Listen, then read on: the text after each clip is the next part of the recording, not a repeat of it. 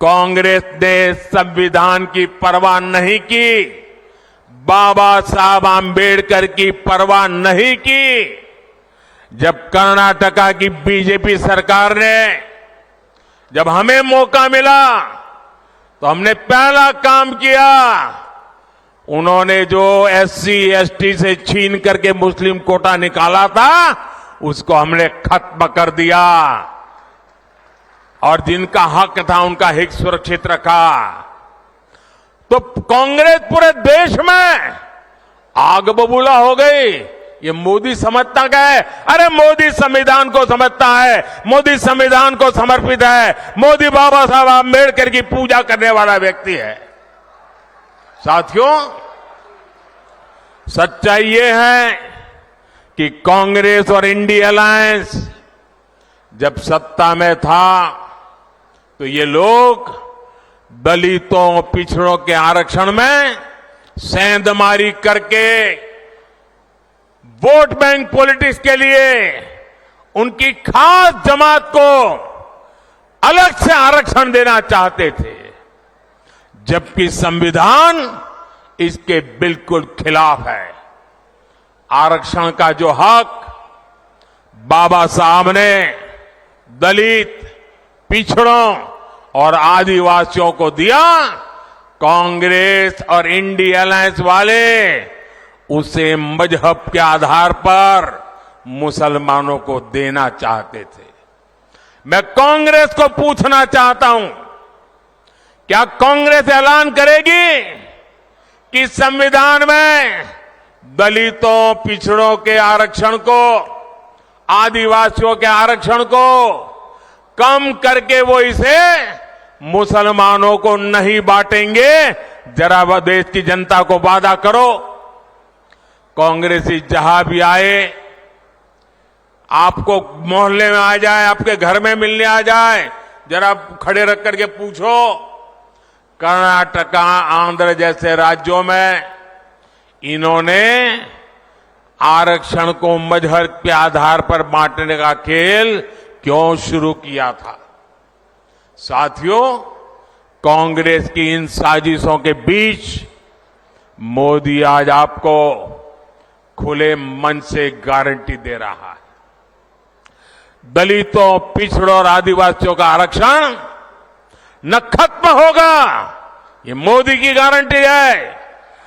आरक्षण न खत्म होगा और न ही उसे धर्म के नाम पर बांटने दिया जाएगा। ये मोदी की गारंटी है। 2020 में आरक्षण की संवैधानिक समय सीमा खत्म हो रही थी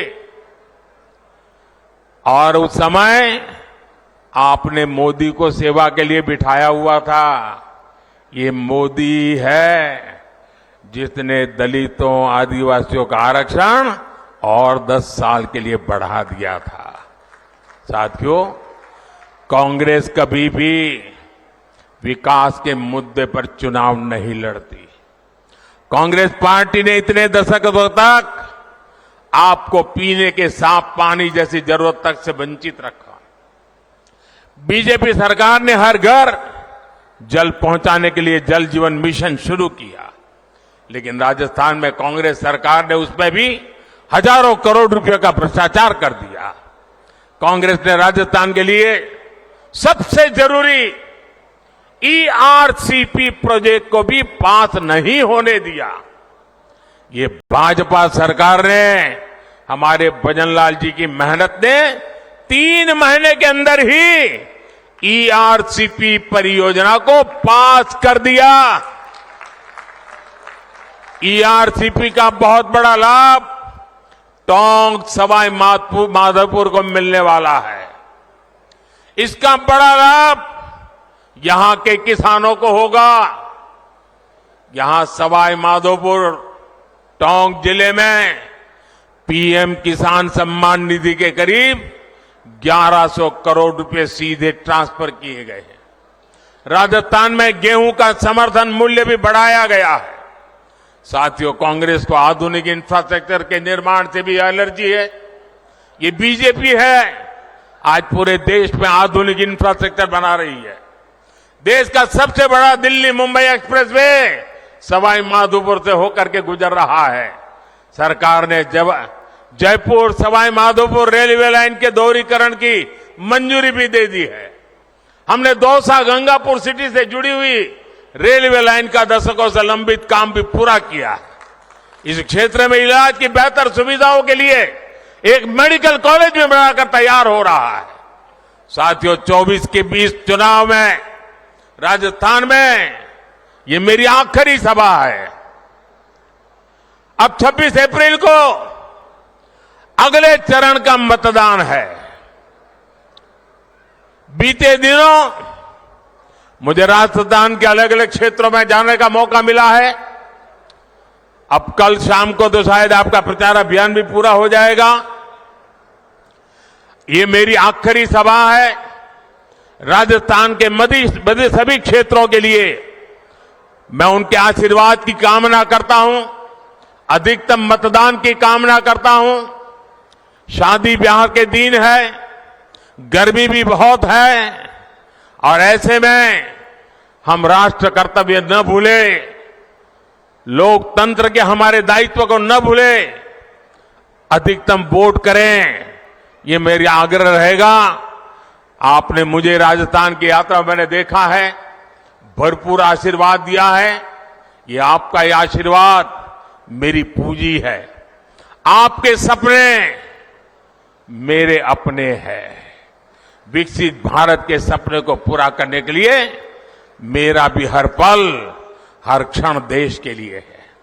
इसलिए 24/7 मैं 2047 के लिए काम कर रहा हूं। और बीते 10 वर्षों में जो काम हुआ है वो तो एक केवल ट्रेलर है। अगले 5 वर्षों में हमें देश को, राजस्थान को बहुत आगे लेकर जाना है। मेरा अनुरोध है, आप रिकॉर्ड संख्या में कमल के आगे का बटन दबाकर भाई सुखबीर सिंह जौनपुरिया समेत सभी बीजेपी उम्मीदवारों को संसद में भेजें।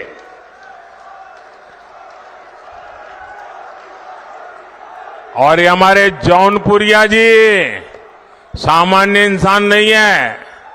मैं पार्लियामेंट में उनको कहता रहता था कि ये जौनपुरिया नहीं, ये तो जानपुरिया है।